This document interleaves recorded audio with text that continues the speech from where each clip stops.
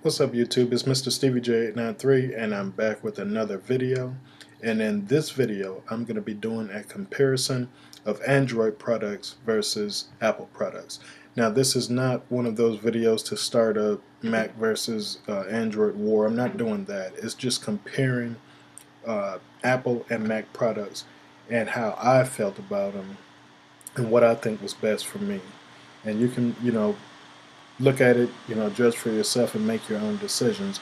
But actually, what I'm going to be talking about today is simply comparisons as it relates to computers, tablets, and cell phones. All right, so let's get started. The first thing I'm talking about is the computers, or actually laptops. And I'm comparing the two because I've actually used both. I'm currently using a MacBook Pro, not the new Retina edition, but this is the 2011 refresh, October 2011 refresh that came out. I'm using that. And before that, I actually had a Windows computer. And comparing the two, really for me, is like two different things. I'm not going to say one is better than the other because for some people, the Windows product may be better. But for me, I'm finding that this MacBook Pro, the longer I have it, the more it's growing on me and the more I like it. Now, some people don't like Apple products because they consider it, a closed ecosystem, and I'll talk more about that as it relates to the phone later on. But as far as the laptop, the MacBook Pro, I don't feel that way. I feel, that I've actually been able to take this and make it mine. A lot of people complained about not being able to play Flash video and all this type of stuff. I found a way to do that, and I'm doing it. I don't have any problems. I don't have any complaints. I'm actually able to take this and set it up the way I want to. Now, within Apple's ecosystem, there is only so much customization and stuff like that that you can do. Now, that is one of the negatives, as opposed to like a Windows-based PC. But for me, I'm satisfied with what I have. And another thing that I really like about this here is when you compare the two machines as it relates to receiving updates. I like the fact that Apple does send updates, just like Windows PCs do. But there's a huge difference. Whenever you have an update on a Windows PC, you notice that you get the message across the screen saying that you have an update, and when you click on it, it pretty much stops everything that you're doing. You have to wait, a good 20 or 30 minutes or however long it is, depending on the size of the update. You have to wait until that entire thing downloads, installs, and updates. And then you have to reboot your computer on top of that for some of the changes to take effect and for some of them to get started. What I like about the MacBook Pro thus far is that whenever I've received the notice for updates and I've downloaded, they've installed, and they've done that in the background. Now, there have been a couple where I've had to reboot for them to take effect, and that hasn't been an issue. But for me, I think the laptop debate really goes towards the Macs because of the wonderful job, the construction. Like I said, my last computer, which was a Windows PC, lasted 4 years and really didn't go the full 4 years. Towards the end of that 4 years, started having an issue where the menu taskbar at the bottom of the screen would flicker and disappear while you were in the middle of doing stuff. And say, for instance, if you were downloading something and that happened, what would happen is you just lost everything you were downloading. So I would have to start doing that all over again. And then about 10 minutes later, it would flicker and come back. And so, I'd still have to start all over. Um, from what I've heard and people that I talked to before I purchased this MacBook Pro, um, they told me that they lasted a long time. One guy had a MacBook Pro. One guy I used to work with had a MacBook Pro, and he bought it around the same time I bought my Windows PC. And he said that his started up and ran just as fast now as it did when he bought it. And a couple of other people have said the same thing. So that really got me interested because before this, every computer that I've had, it would last a couple of years. It would obviously slow down, but no matter how much you kept on top of updating it, cleaning it, and everything like that, it would eventually bog down and break. And sure, all computers are going to do that, but you're looking for something that's going to last a little bit longer. And also another thing that people complain about as it relates to MacBooks, they say that they're expensive. And you have to keep in mind, you're going to get what you pay for. You have to look at what you're using a computer for. If you're using it for nothing more than surfing the web and emails and things like that, then yeah, a MacBook Pro is not going to be for you. And something else that somebody pointed out to me, which I thought was a really good analogy, uh, Apple products are designed for people who have money. Now, don't get me wrong, I'm not rich. I don't have a lot of money. I happened to be looking for a computer and had saved up a decent amount, and I was able to purchase this. But going back to what I was saying about getting what you pay for, if you are someone who does a lot of work as far as like video processing, video editing, and things like that, compare the two like this. If you buy a Windows PC, most of the time they don't have that software already installed on it. So you think you're getting a good deal by spending $600 on a computer. Well, when you look at the fact that you have to go back out and purchase the software, all right, and this software is going to cost you a couple $100. Okay, you just bumped your price up.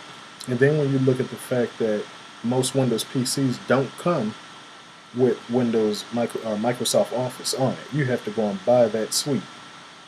All right, if you haven't done that anytime lately, that's a very expensive suite. I mean, depending on the size that you're getting, you're going to spend 150, almost $200 just getting that. So when you compare all of that, you've already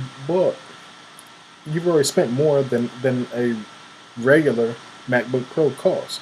Whereas when you look at a MacBook Pro, yes, you're spending a lot of money up front, but when you look at it, everything that you need to do, if you're in the line of video editing type of work, everything that you need to really do that type of work is already on the computer. You're getting that when you buy it. Now, sure, you could go and buy, some more stuff like Final Cut Pro, which is a couple $100 in and of itself. But do you have to do that? No. iMovie has a perfectly good video editing suite within it.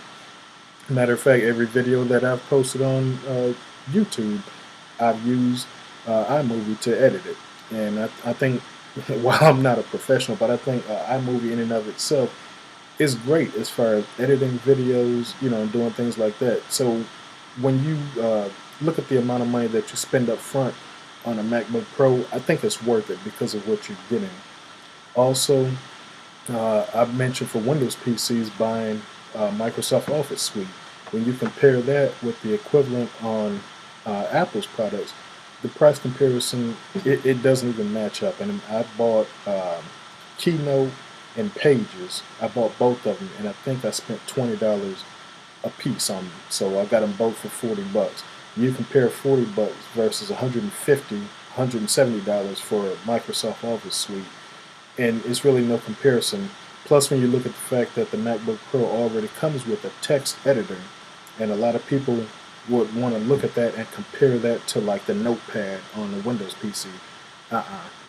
When you look at that text editor that comes on the MacBook Pro, it comes with just as much stuff as Microsoft Word. And then when you go and add something like Pages to it, it's even more. And like I said, you're spending less money for that. I mean, that's the text editor, like I said, comes on the machine. If you buy Pages, that's $20. So I think as far as the laptop issue is concerned, for me, I think the MacBook Pro was the better buy. I want to talk a little bit about the tablets. Now, if you've seen one of my first videos that I did was on this tablet right here, and this is the Acer Iconia Tab A500. And I've had this now for a year. I bought it December of 2011, and I've had it for a year now. Now, in comparison, comparing this, which is an Android product, to other Android products, or even, the iPad or things like that, I got this, and I think I got it for a really good, price in comparison to other tablets. This is the 16 gig version, and when you compare it to like the iPad, for example, a lot of people like to talk about the screen and how beautiful the iPad is. Well, when you look at this here, first of all, you're getting this right off the bat, and this is a Wi-Fi version. So if you compare Wi-Fi to Wi-Fi, and you look at the fact, first of all, this one is already coming in at about, at the time that I got this, I think it was about $350. Well, the iPad Wi-Fi version was starting at $400, so that's a $50 difference right there. But when you look at what you get with the iPad, you've got the one port where you can hook your cable up, your charging cable, or your syncing port, basically, we'll call it that. When you compare that to this here, it was really no comparison because this tablet came with so much more. I mean, right out the box, you've got a USB slot, and that's got USB host in it, meaning you can plug external devices up like a mouse or a keyboard or external hard drives or flash drives, and they all work. You can plug that stuff up, and it actually works. You also have um, the mini HDMI port, which works, so you can hook this up to the TV and use it that way.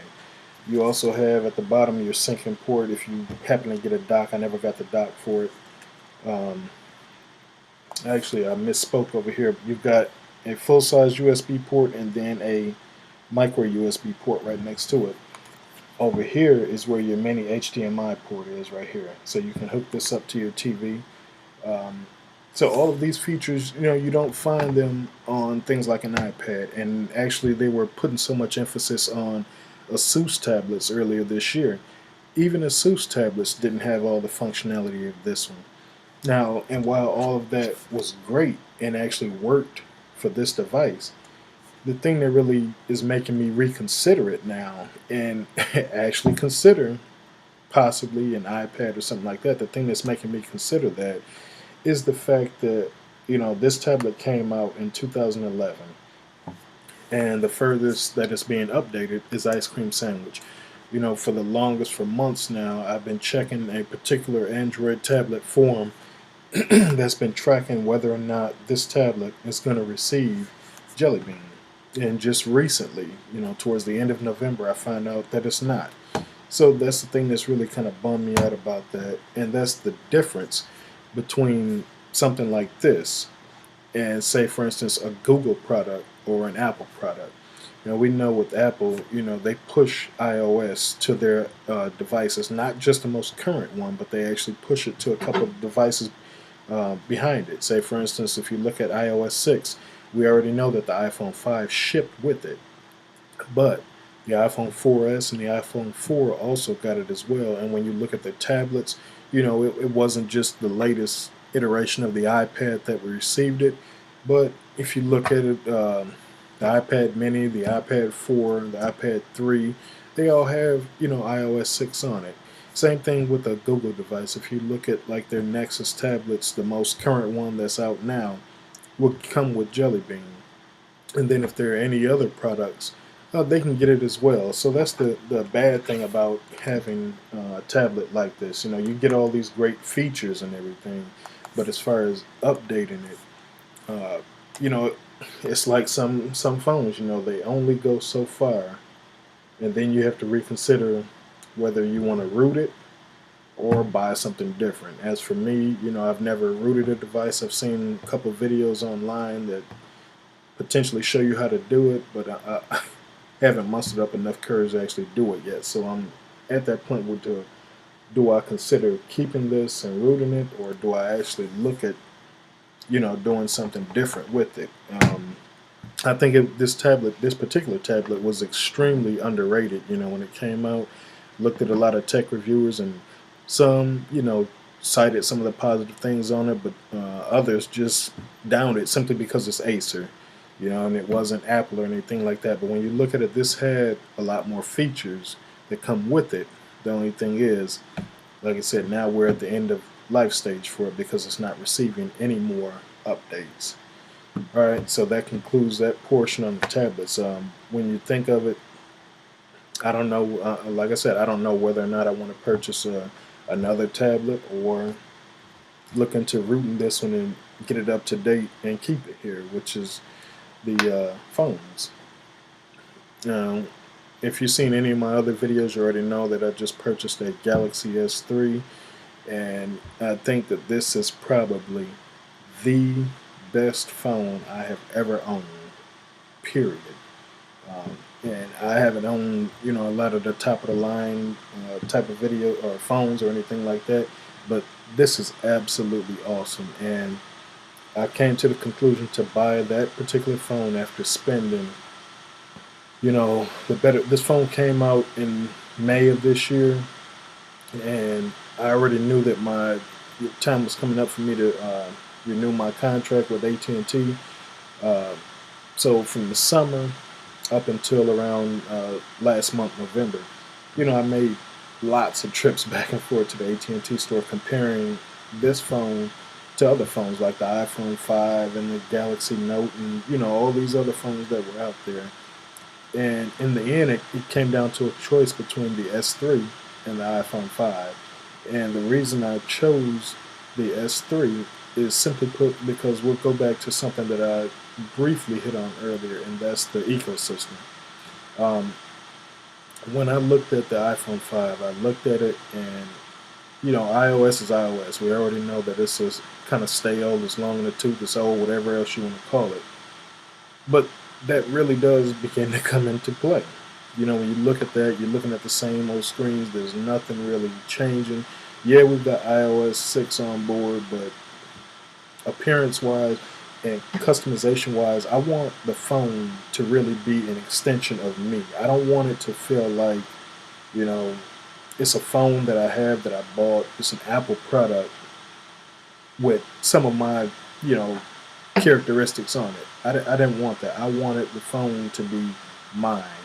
And when I compared the iPhone 5 to the S3, I found that the S3 got a whole lot closer to that experience that I wanted. I mean, I'm able to, take this thing. One of the beautiful things that I love is all of the different customizations that you can do as far as wallpapers, calendars and all that type of stuff, clocks and all of that.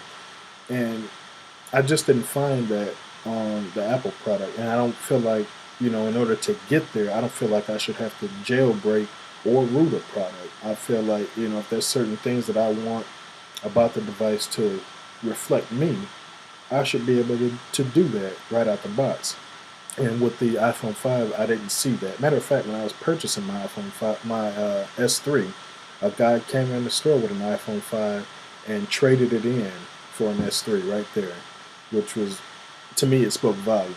I mean, because he came in, apparently he had called before, he didn't do a lot of talking. He came in, he laid the iPhone 5 on the counter, got his S3, it was activated, and he walked back out the door.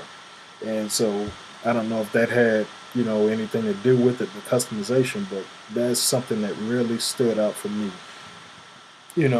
Like I was saying, customizing it and making it yours.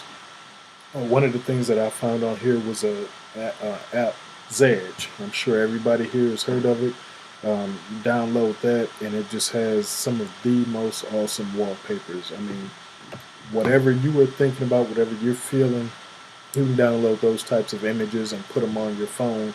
And that's what I'm talking about as far as the customization and making it really feel like it's yours.